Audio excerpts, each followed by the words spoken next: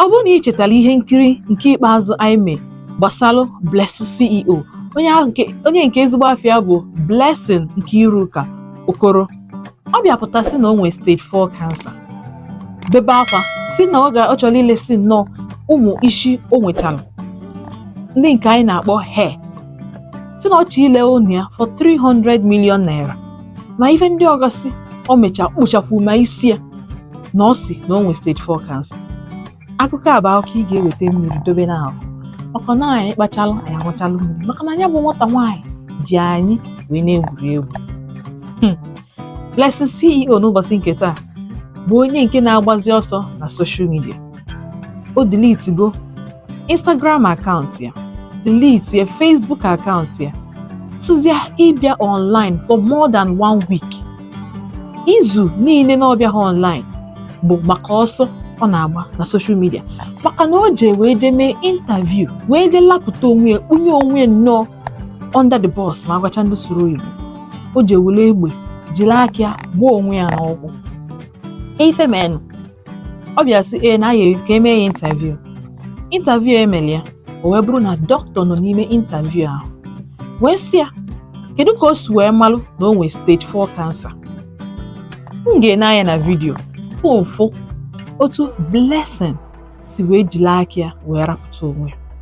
Mgbe a sị anya wetakwanụ result, o wetakwa ofu result ahụ o wepụtakwalụ a na-ada ụtọ asị n'afa dọkịta nyere ya bụ result chekichere ya wee sị na o nwere stage 4 cancer bụ ofu dọkịta ahụ diagnose nwaada bụ onye nke melụ Blessing CEO makeup na Asaba. Na ọnọdụ ahụ ka Blessing si wee mata na ya bụ makeup artist nwee breast cancer. Ịjụbazi onwe gị ajụ kedu ife kpatara Blessing CEO ji wekpa ụdị agwa.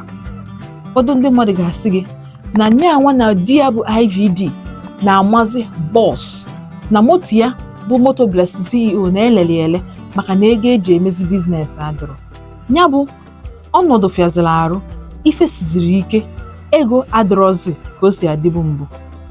Ọ bụ na ị chetara akụkọ nkọrọ gị maka IVD bụ nwa amadi ahụ nke nwunye ya bụ Bimbo suru onwe ya ọkụ maka na uche ya niile bụ na di ya na-agba n'ilo, wee chọọ iwere akụ na ụba niile ha kpatara wee jee wee sobe nwaanyị ọzọ. Ihe ndị a niile na-eme, Blessing CEO wepụta wee kwudosie ike na-akụ IVD wee na-asị na Bimbo chọrọ igbu onwe ya, n'otego ọ chọrọ igbu onwe ya. Kedu onye na-eji maka nwoke wee na-egbu onwe ya? N'ụbọchị nke taa, kedu ife na-eme? Ka anyị jụọ Blessing CEO, kedu onye ga-eji maka nwoke wee pụta wee sị na o nwere stage 4 cancer? Ọ makwa ife pụtara na mmadụ nwere stage 4 cancer? Ọ pụtalụ na onye nke ahụ fọzi nwantị ka kansa narị ya ndụ ya ma ọ bụrụ na ọ naghị ọnya bụ ndụ. Ka a tụchalụ Blessing CEO ego, ọ ka aka na-atụ onye ego, ọ pụtakwalụ n'iru akwụkwọ wee sị na ndị fụrụ ya n'anya karịrị ndị na-afụghị ya n'anya, na ịfụnanya choku na ịfụnanya na ndị fụrụ ya n'anya sef bụ ma ndị o chekwu na ha eti ya, na ndị fụrụ ya n'anya sef bụ ma ndị o chekwu na fa afụghị ya n'anya. O jizi ego ndị mmadụ ji sendịrị ya ka o welu wee gwọọ ma ọ jee hospital mmalụ ka ọ ga-esi enodo ọnọdụ ya anya, wee were ya wee na-emefa ife karịkachọ ma agwacha ndị oyibo ife njakịrị, wee were ya na-ama njakịrị. Mana ya bụ ife eterọkwa n'aka maka na mgbe o ji ejezie si ka emee ya interview, o jezi wele egbe wee gbuo onwe ya n'ụkwụ. Egbe o ji aka ya gbuo onwe ya bụ ife lapụtaziri ya nnọọ, ndị mmadụ wee tibezie. Ihe o kwuru na interview bụ na dọkịta diagnosiri ya of stage 4 cancer. Mgbe a sịkwa na anya weta result, gee ntị ka ịnụ ife dapụta ha. Ọ marọ na ndị nọ n'etiti na-eme interview bụ onye dọkịta kajara ma ife a na-akọ. Mgbe a jụbaziri ajụjụ, ị ga-anụ ka o si wee tagheri ọnụ, na-atagherizi nnọọ ọnụ, na-akọzi ife juru ya ọnụ. O nwere ihe ọ na-akọ na-adaba chacha. Dọkịta abụrụ dọkịta nọ n'Enugu steeti mana hospital dị n'Enugu. Mgbe dọkịta na-eme ya interview si na ọkpọ ya bụ dọkịta onye nke asị na ọnya ahụ bịa diagnose ya, dọkịta si ya na ọmakwa ife a na-ekwu, in fact na omitụnube Blessing before. Mgbe a jụkwa na Blessing CEO ka ife na-eme, o wee jụkwazie wee sị dọkịta adịrị ya ife a bụ ife kwuru ife a, sị ya eyi na ofu dọkịta ahụ bụ ife kwuru ife afọ. Wefuru ndị mmadụ. ịnọkọta ị na-awọ ndị na-asị kedu ife mere ndị mmadụ ji nwee ụdị obi ha nwere, ihe ọha ka kansa ka mmadụ ji wee na-egwuri egwu. Ka ọ na-alụ ya bụ interview, otu aka o si wee kwalụ onwe ya wee jee na social media handle ya niile wee delete akaụntụ. Ije na Instagram n'ụbọchị nke taa na-agwa gị jee na Facebook, ị gaghị afụzi ihe ọbụla ozi gbasara Blessing CEO. Akaụntụ ya ife dịka ọ na odi eme exist. Ma nyanwa ma IVD o nwere onye Instagram handle fa na-agazi aga. Isend ya message ọ batabekwu online since ife interview ahụ na n'anya. Ihe mere ndị mmadụ ji wee bịa kwetebezie na eziokwu na ife o ji wee mee omume a bụ ka o wee nyelu IVDM aka financial, bụ maka Sarah Martins bụ onye nke gbanwegoro agbanwe n'ụbọchị nketa. Maka Sarah Martins isi nke ya dịrọkwu mma, bụ onye nke si na ha ncha bi n'ofu ogbe na ọkwa bọọsụ ka ndị a na-ahụzi. N'evu na Mercedes a sị na IVD goolu Blessing CEO na ọkwa ashị na ọkwa fake na ọ bụrụkwa nke ezigbo ya, na ife a niile oke na-eme ndị mmadụ ka ọ dị ka onwe ife na-eme mana nwere ife na-eme. Anyị wee na-ajụsisi kedu ụdị ịfụnanya nwaanyị ga-enwe n'etiti nwoke ga-etinye ya n'ọnọdụ maka Blessing CEO amara ọnọdụ o tinyere onwe ya. Ya bụ ife ga-etinye nwe ya na nga. Ọ bụrụ na ọ bụrụ ọha life, ọ ga-abụ n'oge tere aka tupu ọ pụta na ya bụ nga. Ha ngụpụtala unu ife nwere ike ime Blessing CEO na ọ bụrụ na akpọchie ya na nga. Anya bụ ife na-afịa maghara, maka na wee ruo n'ụbọchị nke taa m na-eme vidiyo anụwa afụberekwa Blessing CEO na nga nke eji akpọchi. O nwebero ndị uwe ojii ma ndị ọ dị n'aka bịa sị ka a bịa nwudo onye bụ nwata nwaanyị, na-abịa saa ajụjụ maka ife o mee ụfọdụrụ mgbe o ji ewegharị afa na ya bụ hospital test emere ya.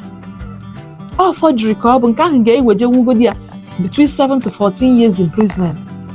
Awekwezie nke 419 obtaining by false pretenses, nke ahụ bụkwa another 7 years kwa. Maka na 419 a bụ ife ndị be anyị na-akpọ wayo. Ya bụ nke ndị Yahoo na-eyuzu ịkpọrọ onye ọcha na fon si ya biko nye sendịelu gị ego na o ji wee nwekwa ihe ịchọ ikle afịa gị ji wee nọkwa na ship ma ship a wee danye n'ime mmiri mana o nwere ife na-eme onye ahụ 419 ejide gị ihe aga nga. Result Blessing CEO na-represent ife abụrụ eziokwu, ha ncha nọ n'okpuru 419. Enwezi nke a na-akpọ false documentation, ha bụkwa another years, 7 years imprisonment, 4 to 7 years imprisonment. So ịgbakọsịa ife a niile, ịgbakọ ahụ na Blessing CEO dị, ọ dịrị as good as life imprisonment. Maka ịjụọ m sị kedu ife mere nwatakịrị nwaanyị a ga-eji wee kpaa ụdị agwa ọkpa? Ọ ịfụnanya o nwere ebe nwoke nọ ka ọ nọ just nọ Blessing CEO ime ihe o ji wee bụrụ Blessing CEO, onye bụ na ọ nọkọta oteta ụra n'ụtụtụ ife sọrọ ya ome. Ebere m mekwere ya, ọ bụ na akpọchighị ya na nga. Ya bụ nwoke bụ IVD ahapụkwana ya. Ya bụ nwoke arapụtakwana ya n'ụzọ gbara ịtọ hapụ ya ebe ahụ maka na ọ ga-afịa ahụ. Na ndị ma n'ihe emego ndị Naijiria, onye ọbụla mụ ya ama na-eghezi ọnụ. Ọsọ na ọ ga-ebekwa akwa ya dịka mbọsị nwatakịrị na-ebe agụ mbọchị niile apụtakwala ka e nyere ya aka na agụ achọghị iri ya. Ọ bụ na o nwere agụ dị nọọ just egwuregwu ka o ji anya egwuru mbọsị ya bụ agụ ya apụtazi nwezi onye ga-akọpụrụ ya ọnụ. Ọ dịkwa egwu. So n'ụbọchị nke taa Blessing CEO bụzi onye na-agba ọsọ n'iru akwụkwọ ya bụ Facebook ya na Instagram. Ọ bụ onye nke bụ na ọ bụ na ndị be anyị, ndị uwe ojii, ndị ọ dị n'aka ma ife kwesịrị ime, Blessing CEO ekwesịghị ịna otu ahụ, o kwesịghị escape ife a maka na o ji ego ndị mmadụ. It's as good as na o zuru foshi. O kwesịghị ịna free. Amarakwa m ife na-enye mbanya bụ nwatakịrị nwaanyị agba, mana ige ntị ife onye o ji result ya wee fọjia result nke ya ife okwu ma otu esi wee jee Asaba si na ọ ga-apụta nnọọ n'iru akwụkwọ, otu o si wee bido ya n'iru akwụkwọ wee apologize ya si na ife a bụkwa forged receipt. O wee jụ, ị ga-egechafa ncha ntị wee malụ anya bụ Blessing CEO na o kwesịrị ka emeeli ebere bụ na o kwesịrị. Ọ dị na vidiyo m ọzọ. Ndewo.